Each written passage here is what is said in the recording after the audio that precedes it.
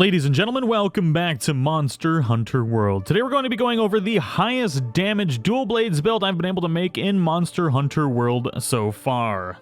Now this build is going to be focused around the Devil Joe dual blades. Now I do not have these fully augmented for this particular build, so there is a little bit of leeway to still increase the damage even further on this. I do have one affinity augmentation on here already. Now I would use the other augmentation to either increase the attack or add health regen to it. I love having health regen on any weapon that I can, so I will probably be using that. Although, if you want to get more damage out of it, you can go ahead and increase affinity a little bit further, or use it for attack. I would go for the attack over the one level of affinity because you're getting diminishing returns on that. But all in all, this is a very high damage build, and it is one of my favorite dual blade builds right now, aside from my fire and ice dual blades build, so this will probably be one of my go-tos.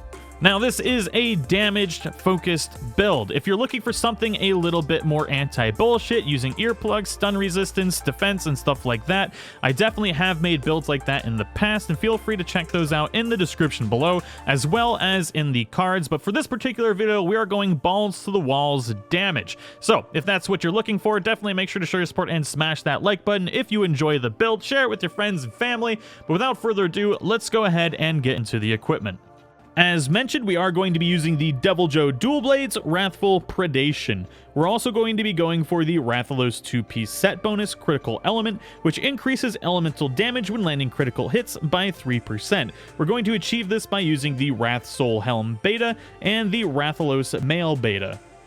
To get our final level of weakness exploit, we're going to be using the Kaiser Vambrace's beta. We're also going to be using the Diablos Coil beta, which this is the actual only piece of equipment that you can swap out for anything that you desire. I do like the Diablos Coil for the 2 levels of Marathon Runner, which allows you to be in demon mode a little bit longer. Now you can switch this out for any belt that you want, but I highly recommend the Diablos Coil because you can increase your damage upkeep with demon mode a little bit longer. We're going to be using the Death Stench Heal beta to get the 2 levels of handicraft to get our Wrathful Predation to the white level of sharpness. And then for your extra items, I'm currently using Affinity Booster and Bandit Mantle, but you can use whatever you want for those particular slots. Now for the full list of skills, you can see those on the right side, and we are also going to go over the jewels that we're using for this particular build. In the Wrath Soul Helm Beta, we've got 2 Expert Jewels and another Expert Jewel in the Rathalos Mail Beta. Then we've got 2 Critical Jewels for 2 levels of Critical Boost in the Bracers and the Waist. And we've got 2 Grinder Jewels just to be able to get back to our white level of sharpness when we need to. So all in all, we've got Critical Eye level 6, Critical Boost level 3, Weakness Exploit level 3, Handicraft 2, Marathon Runner 2, and Speed Sharpening 2. Now, you can swap out the Diablos Coil to go ahead and go for either more Critical Eye by using the Otogaron belt, and you can swap out one of the Expert Jewels up here for another Grinder Jewel. So there is a little bit of leeway for you to adjust this to your playstyle, but really it's majorly going to be in the belt, and I really like having the 2 levels of Marathon Runner versus having 1 more point in Critical Eye and 1 more point in Speed Sharpening, but it's really going to be up to you.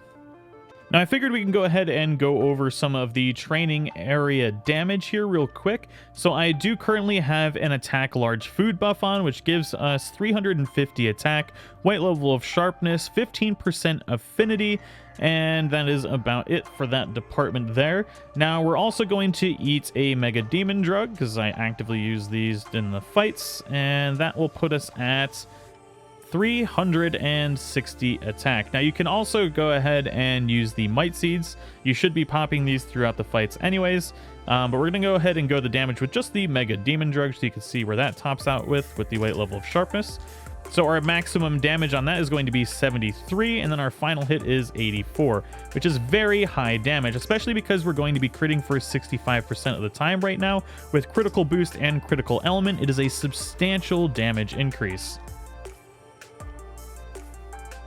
You see here we are critting the majority of the time, and it is just a lot of damage. So let's go ahead and just resharpen here real quick.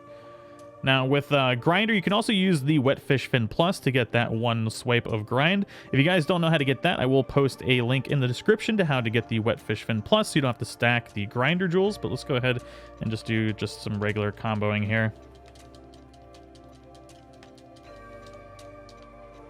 Ah, missed at the end. Is what it is. But you can see that it is quite a bit of damage. Let's go ahead and pop that Might Seed. This should put us up to about 374. Yep, okay. There we go. Let's go ahead and just resharpen real quick. Now, this would be a lot better with a protective polish jewel, so you can get rid of one level of critical boost and get the protective polish on there, which might be a good idea as well. So that's another option you can use, and that puts our top end damage at 75. So while you've got all of these things popped, you will be doing quite a bit of damage, and it is really, really enjoyable. You just do a stupid amount of damage with this dual blade set.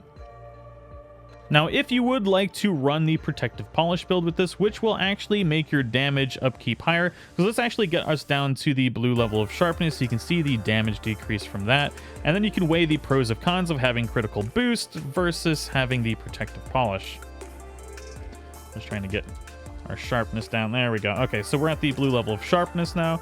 Let's go ahead and do that. So we're doing 69 damage right now with the blue level of sharpness. So you can see that's quite a bit less. There we go, 374 attack. Actually, let's go ahead and pop that Might Seed so you can see what it is at blue as well. So I try and cover as much information as humanly possible in these. Okay, it's still at 374. My bad. I'm being dumb. Okay, that Might Seed lasts quite a long time. So let's go ahead and change equipment. And we're just going to actually swap out one decoration. There we go. So we're going to swap out a critical jewel for a sharp jewel. Do I have one here somewhere? Of course, it's going to be way over here. There we go. Now let's go ahead and sharpen up. And this will allow us to stay at the white level of sharpness for a very, very long time. I think it's a minute and 30 seconds or something like that. So let's just 374. Okay, just making sure everything stays the same. So right now, we're doing 73 damage with the Might Seed. So we're really not losing a lot of damage by dropping that last level of critical boost, but we're gaining sustainable amount of damage with that white level of sharpness. So you're losing just a little bit of top-end damage, but you're going to be able to maintain this high level of damage for a longer period of time, which in my opinion is more important, but it's really going to be up to you what you want to do in that department. Now, I just wanted to go over one more thing with Marathon Runner and why I like using that over increasing our damage just a little bit more or our crit just a little bit more. You'll see that we can stay in demon mode for a significant amount of time. You can see that our stamina is draining significantly lower or slower than usual. You can also stack this with the dash juice. There we go.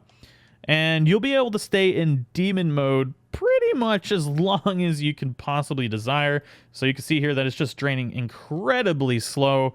So stacking both of these together is really going to maintain your upkeep of demon mode, and you'll be able to do sustainable damage for a long period of time. And then you just go ahead and put these away, and you're already back to full when you need to. If you get a chance when the monster's running away, just put your dual blades back in, regen your stamina, and go back into demon mode.